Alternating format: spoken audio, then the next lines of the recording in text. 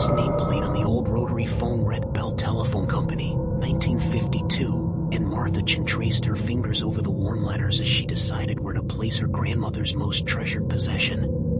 The phone was beautiful in its simplicity, glossy black plastic with a rotary dial that still turned with satisfying clicks, though the cord had been cut years ago when Grandma Rose had moved to the nursing home. Now, 3 months after the funeral, Martha was finally going through the boxes of memories that filled her grandmother's old house. Martha had always been drawn to vintage items, so when she found the phone wrapped carefully in tissue paper, she knew exactly where it belonged. She placed it on the mahogany side table in her living room, right next to the window where the afternoon sun would catch its surface. It looked perfect there, like a piece of functional art that spoke of simpler times when phone calls were events, not interruptions. For 2 weeks, the phone sat silently, just as Martha expected. She would dust it occasionally, sometimes spinning the rotary dial just to hear that familiar mechanical sound that reminded her of childhood visits to Grandma Rose's house. Her friends admired it when they came over, joking about how people used to actually talk on phones instead of texting. Martha would smile and tell them stories about how her grandmother had met her grandfather through a wrong number on a phone just like this one. But on a Tuesday afternoon, exactly 15 days after Martha had placed the phone on the table, something impossible happened. The phone rang. The sound pierced through the quiet of Martha's living room like a blade through silk. It wasn't the sharp, electronic trill of modern phones, but the deep, mechanical bell that only old rotary phones could produce. Martha froze in her kitchen, a cup of tea halfway to her lips, as the ringing continued in measured, patient intervals. Ring. Pause. Ring. Pause. Ring. Her first instinct was confusion rather than fear. The phone wasn't connected to anything. She had checked multiple times. The cord ended in a frayed mess where it had been cut years ago, and there were no wireless components in a phone from 1952. Yet it continued to ring with an insistence that seemed to echo through her bones.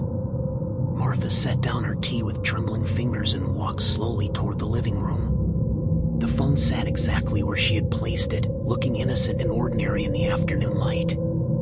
But the ringing continued, demanding attention like a child tugging at her sleeve. She reached out hesitantly, her hand hovering over the heavy black receiver.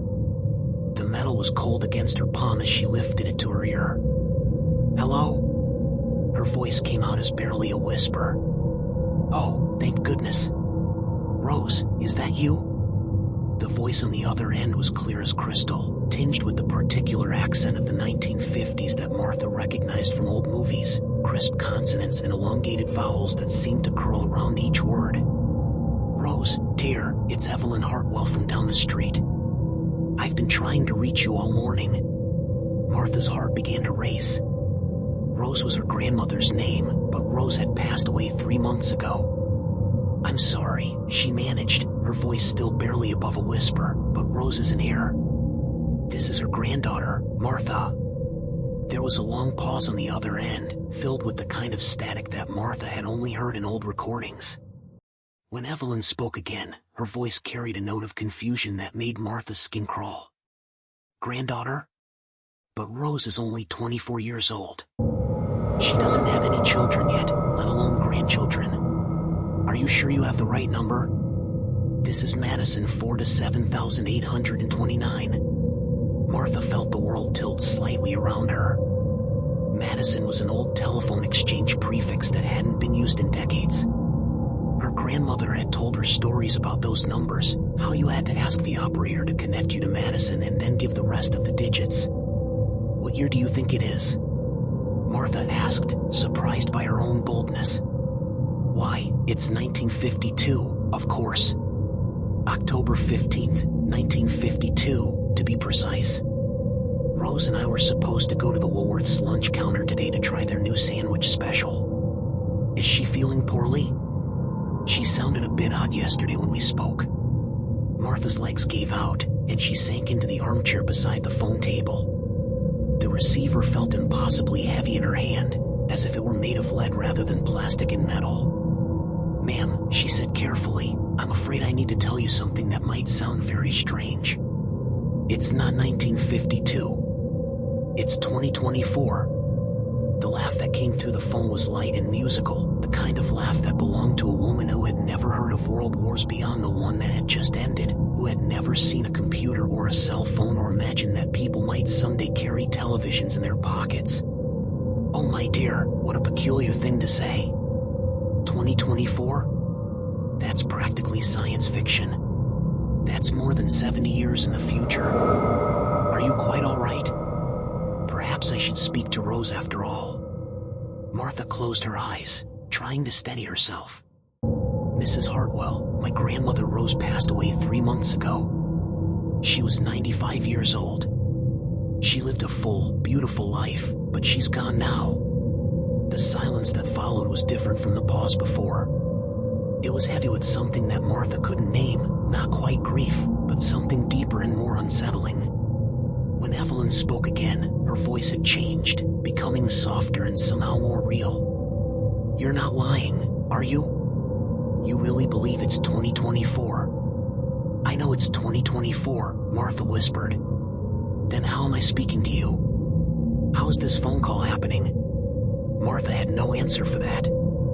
She looked at the phone in her hand, at the severed cord, at the impossible situation she found herself in. I don't know, she admitted. Tell me about Rose, Evelyn said quietly. Tell me about her life.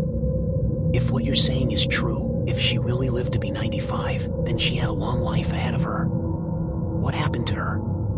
Did she marry that nice boy she's been seeing?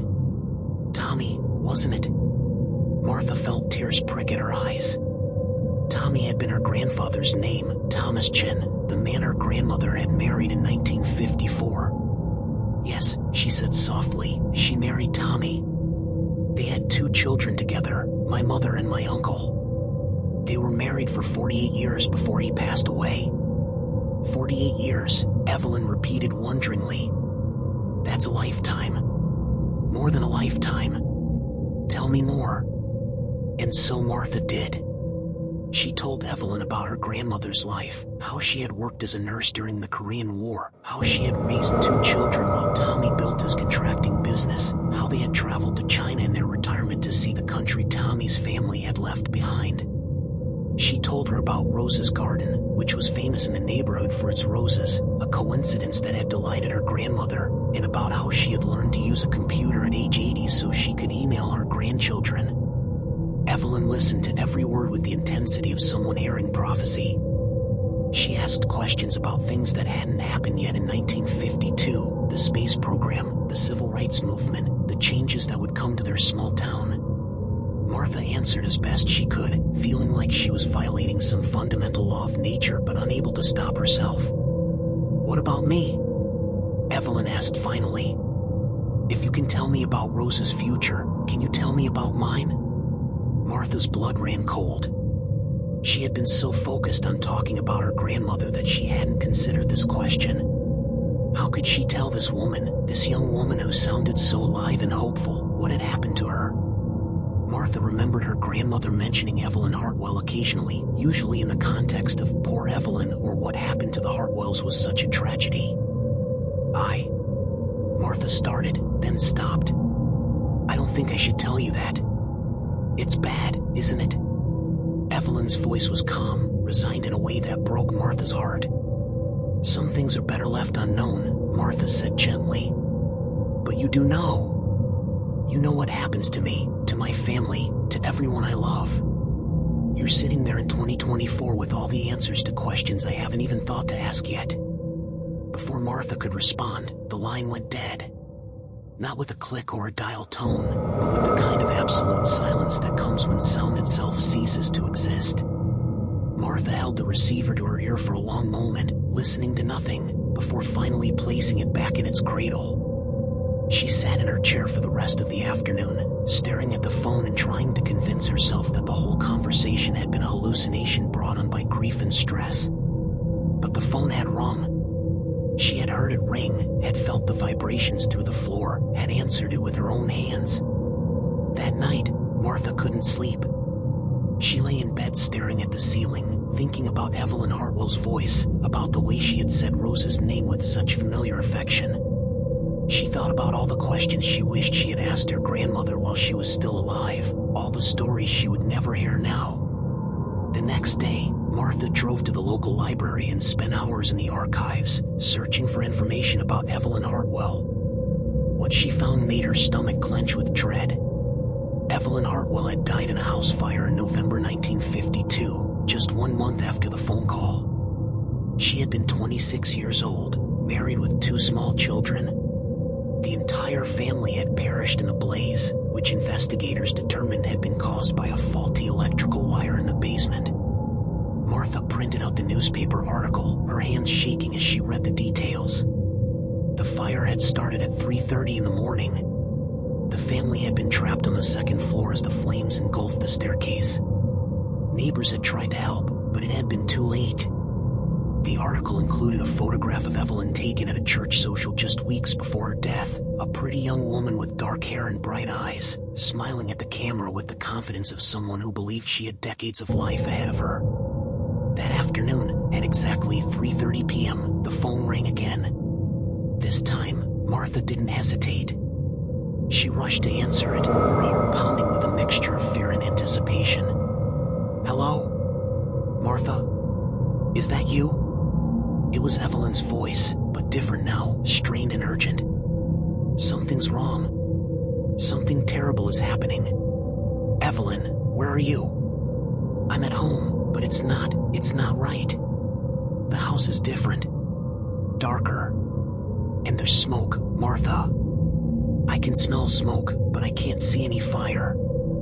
Martha felt ice water run through her veins. "Evelyn, you need to get out of the house. Right now. Take your children and get out." "My children? But I don't have children. I'm not married yet. Tommy just proposed to Rose last week, and we were all so excited. Martha, I think something terrible is going to happen to me." Martha realized with growing horror that time wasn't linear in whatever space these phone calls occupied. Evelyn was experiencing her past and future simultaneously, caught in some kind of temporal loop where November 1952 bled into October and all the possibilities of her life existed at once. "Listen to me carefully," Martha said, trying to keep her voice calm and authoritative. "I need you to leave your house. I need you to take your family and go somewhere else. Go to Rose's house, or to your mother's, anywhere but where you are now." "I can't," Evelyn whispered. "I can't move. It's like I'm stuck here, like I'm supposed to be here." "Martha, are you really Rose's granddaughter? Are you really calling me from the future?" "Yes." "Then you know how I die, don't you?" Martha closed her eyes, tears streaming down her cheeks. "Yes. Tell me. Please. I need to know." "Evelyn. Please, Martha. If I'm going to die, I need to know how. I need to understand." So Martha told her. She told her about the fire, about the faulty wiring, about how the whole family would be lost in November. Evelyn listened in silence, and when Martha finished, there was a long pause filled only with the sound of static and what might have been crying. "2 children, Evelyn said finally.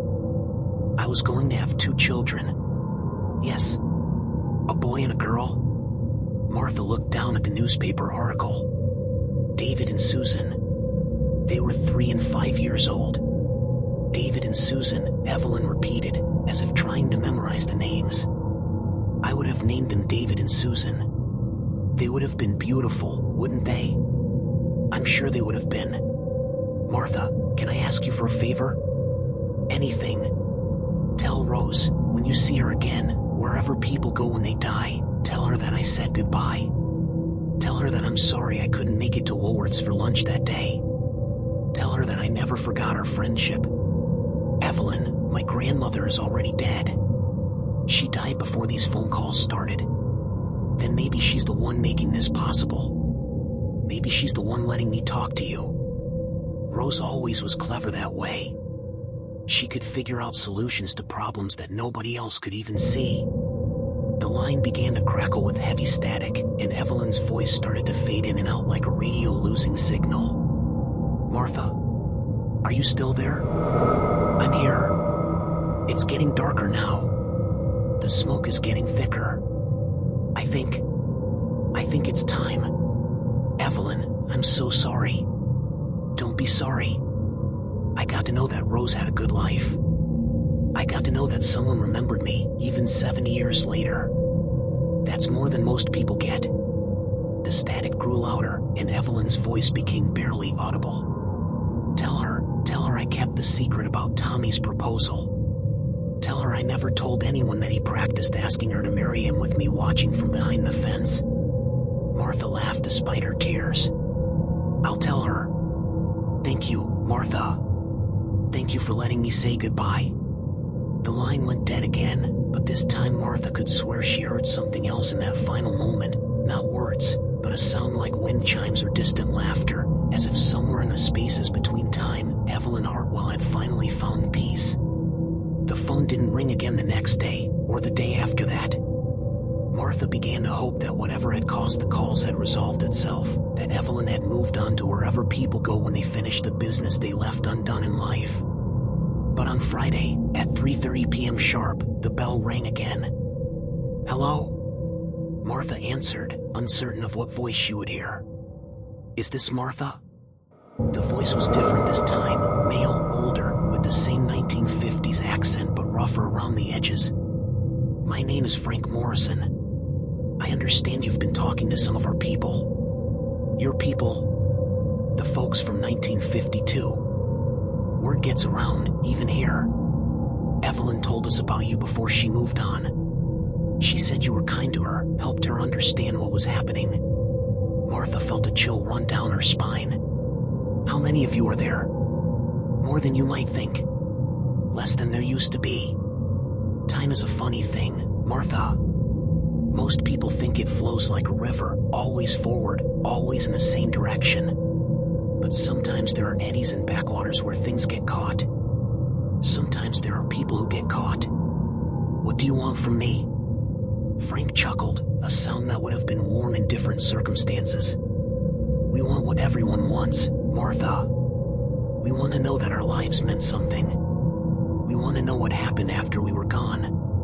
We want to understand why we're stuck here in 1952 while the rest of the world moved on without us. I don't understand why this is happening. Why can this phone reach you when nothing else can? That phone belonged to Rose, didn't it? Your grandmother? Yes. Rose was special, Martha. Even back in 1952, we could all see it. She had a way of connecting with people, of making them feel heard and understood. When she died, something about that connection lingered. That phone was hers for so long that it still carries a piece of her essence. It's like a bridge between then and now, between the living and the lost. Martha looked at the phone with new eyes, seeing not just an antique decoration but a lifeline stretching across decades. Are you all dead? In my time, I mean? Most of us, yes. We died in 1952, or shortly after, but some part of us got stuck in that year. We've been living the same days over and over, watching the same events unfold, having the same conversations with people who don't remember talking to us before. Until now. Until you. What can I do to help? Just listen, Frank said simply. Just remember us. Tell our stories to people who are still alive. Make sure that we're not forgotten. And so began the strangest period of Martha's life. Every day at 3:30 p.m., the phone would ring with a call from someone in 1952. She spoke to shopkeepers and housewives, soldiers and students, children and grandparents. Each had a story to tell, a life to remember, a message to pass on to the future. There was Betty Sullivan, a young mother who had died of pneumonia and wanted to know if her baby daughter had grown up happy. Martha spent hours at the library researching Betty's family, eventually finding that the daughter had become a teacher and had raised 4 children of her own. There was James Wong, a Chinese immigrant who had opened a small grocery store downtown and worried that anti-Asian sentiment would destroy his family's chances in America. Martha was able to tell him that his grandson had become a doctor and his great-grandson was running for city council. There was little Tommy Kowalski, who had been hit by a car while chasing a ball into the street and wanted to know if his parents ever forgave themselves for not watching him more carefully. This one was harder to research, and when Martha finally found the information, it was heartbreaking. The parents had divorced 2 years after Tommy's death, each unable to bear the reminder of their loss that they saw in the other's face. Each conversation was a gift and a burden. Martha began to understand that she had become a keeper of memories, a living bridge between the past and present. She started keeping detailed notes of every conversation, writing down names and dates and stories, creating a record of lives that might otherwise have been forgotten. The calls continued for weeks, and Martha's life began to revolve around them. She would spend her mornings researching the people she had spoken to the day before, tracking down newspaper articles and obituaries, census records, and city directories. Her afternoons were spent waiting for the phone to ring, and her evenings were devoted to writing down everything she had learned. Her friends began to worry about her. She had always been social, but now she rarely left the house except to go to the library. She lost weight and developed dark circles under her eyes. When people asked what was wrong, she couldn't explain. Who would believe that she was receiving phone calls from the dead? But the stories the callers told were too detailed, too accurate to be products of her imagination. They knew things about 1952 that she had never learned in school: the exact price of milk at Henderson's Market, the name of the local radio DJ who had been fired for making an off-color joke, the scandal involving the mayor's wife and the church organist that had been hushed up but was common knowledge among the locals. Dr. Patricia Vance was a telecommunications expert at the local university, and when Martha finally worked up the courage to call her, she expected to be dismissed as a crank. Instead, Dr. Vance listened carefully to Martha's story and agreed to examine the phone. "This is fascinating," Dr. Vance said as she ran various electronic instruments over the old rotary phone. The phone itself is exactly what it appears to be, a standard Bell System Model 302 from 1952. But you're right that it's not connected to any phone network. The cord has been severed, and there are no wireless components. Then how is it receiving calls? That's where it gets interesting. I'm detecting some unusual electromagnetic activity around the phone. It's almost as if it's acting as a kind of antenna, picking up radio signals from somewhere. Dr. Vance set up additional equipment in Martha's living room, monitoring the phone's electrical activity around the clock. What she discovered defied conventional understanding of telecommunications technology.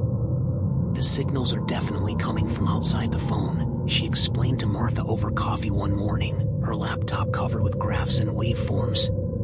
"But they're not coming from any current broadcast source.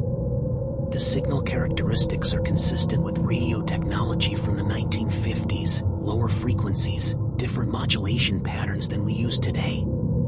Is it possible that the signals are actually from the 1950s? That somehow old radio waves are reaching us now? Dr. Vance frowned, staring at her data. "Under normal circumstances, I would say absolutely not. Radio waves travel at the speed of light and dissipate over distance. A signal from 1952 would have reached the edge of our solar system decades ago. But there are some theoretical possibilities.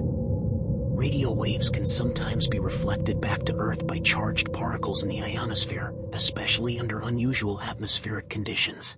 And there have been documented cases of time-displaced radio signals during periods of high solar activity. You're saying this could actually be happening? I'm saying I can't explain it using conventional physics, but the evidence suggests that your phone is somehow receiving authentic signals from 1952. The voices, the background noise, even the technical characteristics of the transmission all match what we would expect from that era." That afternoon, when the phone rang at its usual time, Dr. Vance was there to witness it. She watched in amazement as Martha answered the call and began talking to someone named Margaret Finn, a switchboard operator who wanted to know if her younger brother had ever made it home from Korea. After Martha hung up, Dr. Vance sat in stunned silence for several minutes. "I recorded everything," she said finally. "The voice patterns, the ambient sound, even the electrical signature of the call. Martha, this shouldn't be possible, but it's definitely happening." Word of Martha's situation began to spread. despite her efforts to keep it quiet. Dr. Vance published a paper about the electromagnetic anomalies she had detected, carefully avoiding any mention of the supernatural aspects of the case. But other researchers became interested, and soon Martha's living room became an unofficial laboratory for studying what some were calling temporal telecommunications. The attention made Martha uncomfortable, but it also brought unexpected validation. Historians confirmed that many of the details mentioned by the callers were accurate to life in their small town in 1952. A few very elderly residents even remembered some of the people Martha had spoken to, corroborating their stories and adding details that Martha couldn't have known. But as the weeks passed, the calls began to change. The voices became more urgent, more desperate. The people from 1952 had begun to realize that their time was running out. "Martha, something is happening to us," said a woman named Carol Peterson during one of the last calls. "We're starting to fade. People are disappearing, moving on to wherever we're supposed to go next. I think our connection to your time is weakening." "What does that mean?"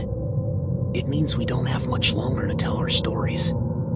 Martha, you've been so kind to all of us, listening to our fears and our hopes, helping us understand what happened after we were gone. But there's something we need to tell you before we lose the ability to reach you." "What is it?" "It's about Rose, your grandmother. She's been here with us, Martha. Not stuck like we were, but watching over us, making sure we could reach you when the time was right." Martha felt her breath catch in her throat. "Grandma Rose is there. She wanted us to tell you that she's proud of you, that she always knew you would be the one to carry on her gift for helping others. She said to tell you that the phone was her final gift to you, not just the object itself, but the opportunity to serve as a bridge between worlds. Can I talk to her? She said she'll speak to you when the time is right, but not yet. There are still a few more people who need to tell their stories, a few more messages that need to be passed along." Over the next week, the remaining callers from 1952 shared their final words. Each conversation felt like a goodbye, tinged with sadness but also with a sense of completion. The people who had been trapped in that distant year for decades were finally ready to move forward, their unfinished business resolved. The last call came on a Sunday evening, just as the sun was setting and casting long shadows across Martha's living room. When she answered the phone, she heard a voice that made her knees weak with recognition. "Hello, sweetheart. Grandma. Hello, Martha. I've been so proud watching you these past few weeks. You've helped so many people find peace." Martha was crying too hard to speak for several moments. When she finally found her voice, the words tumbled out in a rush. "I miss you so much. There are so many things I wanted to tell you, so many questions I wanted to ask." "I know, darling. And we'll have time for all of that someday, when it's your turn to cross over. But for now, you have important work to do in your world. The phone calls are ending, aren't they?" "Yes. My friends from 1952 have all found their way home. They're at peace now, and they wanted me to thank you for helping them get there. Will I ever hear from you again?" Rose's laugh was exactly as Martha remembered it, warm and musical and full of love. "Oh, sweetheart, you hear from me every day. Every time you help someone, every time you listen to a story that needs to be told, every time you remember that everyone has a life worth honoring, that's me speaking through you. I don't want to say goodbye again." "Then don't. Say until we meet again. Because we will, Martha. When your time comes, I'll be there waiting for you, and we'll have all of eternity to talk." The connection began to fade, Rose's voice becoming distant and ethereal. "Take care of the phone, Martha. It may not ring again for a long time, but someday it might. And when it does, you'll know what to do. I love you, Grandma. I love you too, sweetheart. Now live your life. Live it fully, with joy and purpose, knowing that everything you do matters." The line went silent one final time, but this silence felt different, not empty, but full of possibility. Martha kept the phone on her side table, polishing it regularly and waiting for it to ring again. Months passed, then years, but the phone remained silent. She began to wonder if the whole experience had been real or if grief had somehow created an elaborate delusion. But then she would remember the details, the accurate historical information, the electromagnetic readings that Dr. Vance had recorded, the confirmation from elderly residents who remembered the people she had spoken to. It had been real. All of it. Martha began volunteering at the local historical society, helping to preserve the stories and memories of people who had lived in their town decades earlier. She interviewed elderly residents, cataloged old photographs, and wrote articles about local history for the newspaper. She never mentioned the phone calls directly, but she made sure that the names and stories of people like Evelyn Hartwell and Frank Morrison and Betty Sullivan were not forgotten. She also started visiting nursing homes, spending time with elderly residents who had few visitors. She would sit with them for hours, listening to their stories about the past, helping them feel heard and remembered. Some of her friends thought she was morbid, spending so much time with old people and researching the dead. But Martha understood something they didn't, that every life was a story worth preserving, and that sometimes the most important thing you could do for someone was simply to listen. Years later, when Martha herself was an old woman, she was sitting in her chair beside the phone table when she heard a sound she had almost forgotten. The deep, mechanical bell of the old rotary phone rang through her living room, and Martha's heart leaped with recognition and joy. She answered the phone with trembling hands, and heard a voice she didn't recognize, young, scared, confused. "Hello? Is anyone there? I think I might be lost. I'm trying to reach my family, but everything seems different. The world seems different. What year is it?" Martha smiled, settling back in her chair with the comfortable weight of the receiver against her ear. She was 87 years old now, and she finally understood the full circle of her grandmother's gift. "It's 2071, dear," she said gently. "And yes, things are very different now. But don't worry, you're not lost. You've reached exactly the right person. My name is Martha, and I'm here to listen to your story." As the confused voice on the other end began to tell her about life in 1987, Martha felt her grandmother's presence surrounding her like a warm embrace. The phone had rung again, and once more, she knew exactly what to do.